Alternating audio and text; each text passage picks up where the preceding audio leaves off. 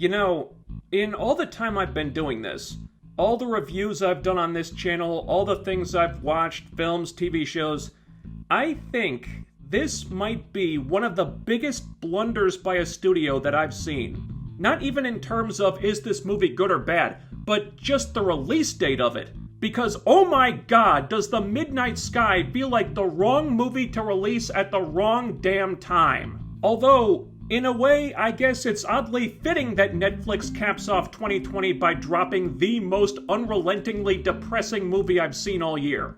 I mean, in what other year would they be able to do that, right? So in The Midnight Sky, some kind of extinction-level event has rendered the Earth uninhabitable as we follow a lone, terminally ill scientist in the Arctic, played by George Clooney, who also directed the movie, as he tries to make contact with a spaceship returning from a mission to one of the moons of Jupiter, which could hopefully support human life. Though even if it can, it's kinda pointless because humanity is doomed either way. Doesn't that synopsis just scream Merry Christmas? Yeah, Netflix, I don't know what you were thinking here. Releasing a movie like this at Christmas time at the end of a year like the one we've had beats me what you thought that was going to accomplish. Were you trying to intentionally bury this movie? Because it sure as hell feels like the last thing anybody is going to be in the mood to watch right now. On the plus side, you did make me a lot more anxious to see Wonder Woman 1984, so there's that. Look, they've got a lot of pieces of a good movie here. There's a lot of money on the screen, a really good cast, the sets look great, impressive visual effects, but it feels like a very personal movie. And that's the problem. It's so personal, I don't know if it has much of a chance of appealing to anyone except the people who made it. In fact, the movie reminds me a lot of Ad Astra, in that they kind of tried to disguise it as this big, sweeping outer space adventure, but it's really more of a quiet, intimate drama. We never really learn what happened to the Earth. That's just a backdrop. And the real story is George Clooney in his final days as he tries to warn the last few human beings in existence to stay away, and also tries to come to terms with his personal failings, a past relationship, and the daughter he never got to meet.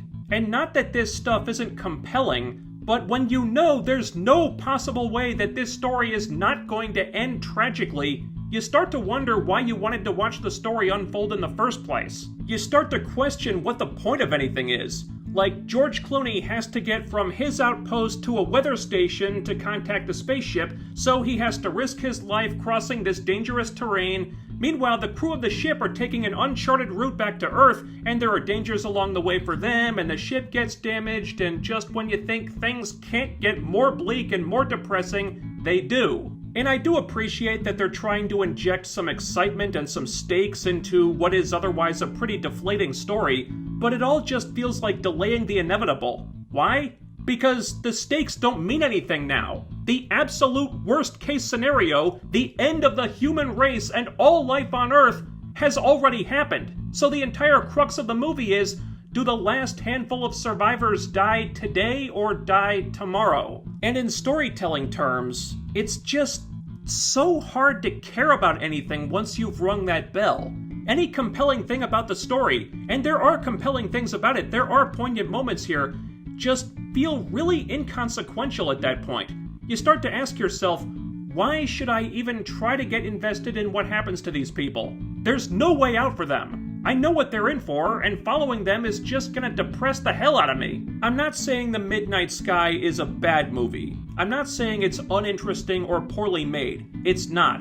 But there's just this overwhelming feeling of depression and sadness and melancholy that permeates the whole thing, despite what I think they intended to be an emotionally cathartic ending. Even if everything goes to plan and works out, you're still faced with an utterly hopeless situation. Even if George Clooney makes peace with the regrets of his past, he's still a dead man. Even if he contacts the ship and warns the crew not to land on Earth and they somehow make it back to the Jupiter moon, humanity is still doomed. They can't repopulate the human race themselves. You bought them a little more time, congratulations. But their dark fate will be the same either way. God bless us everyone, am I right? Netflix, I don't know where your heads are at, but you picked the worst possible time in the worst possible year to release a movie like this. 2020 has been depressing as hell. Did you really have to put such a depressing period at the end of it?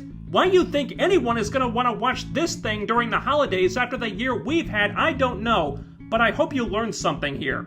Look, The Midnight Sky does have good qualities about it, but they're overwhelmed by the bleakness of the story and their insistence on making it so intimate and so personal that they forgot to make the overall premise something to get excited about, to the point that it's really hard to get invested in the characters involved, and you know that even if you do, you're not gonna feel good afterward. Honestly, I would not recommend watching this movie right now, unless you're in the mood to take any holiday spirit you might have left out behind the woodshed and bludgeon it to death with a shovel.